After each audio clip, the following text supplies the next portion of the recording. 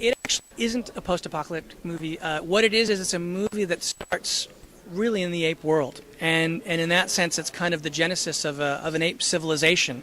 And what it has as part of the story is a post-apocalyptic San Francisco that after it starts in the ape world, you see what the apes have created and you're watching their evolution. And what was so exciting to me about Rise was seeing the way, like when Caesar says no and you realize he can speak, when you see him sort of trying to figure out the ways that he is going to lead this revolution, all of that stuff is delicious, watching Caesar come into being. And what this story is about is how you're watching this sort of ape kingdom come into being, and not so far forward that, you know, they're not speaking in verse, so they're in a place along their evolutionary sort of chain that becomes I hope, an exciting thing to watch. And then there's the discovery that humans actually are not gone, and can they coexist? And then that brings us a glimpse into a post-apocalyptic world. So it's not strictly a post-apocalyptic movie. It's really an ape civilization movie. It's a very rich and varied script, but one of the things that Matt didn't want to do, which is really clever, I think, is to not jump too far forward, so that suddenly you've got a whole bunch of apes who are just speaking non-stop and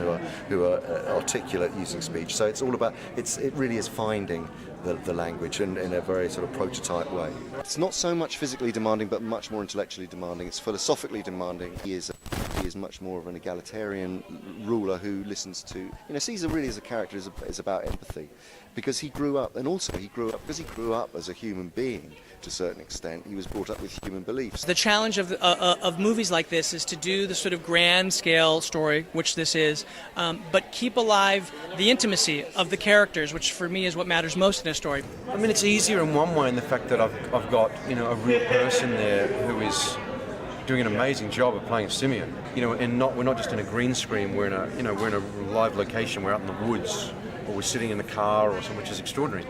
And then the other hard part is it's still the point where you've got to then do a take of the same scene without the ape. So the ape will have to step out, so that they can just have a clean plate and all that to put in whatever they need to as well. So then I'm ended up doing it to a dot, which can be strange, and then you've got to, because they'll run the screen at the same time with the scene with both of us, and then they'll have the scene watching with us, just me on my own, acting to nobody, and you've got to match it exactly, like your timing wise, if I'm down here, if I'm up here, or when I turn.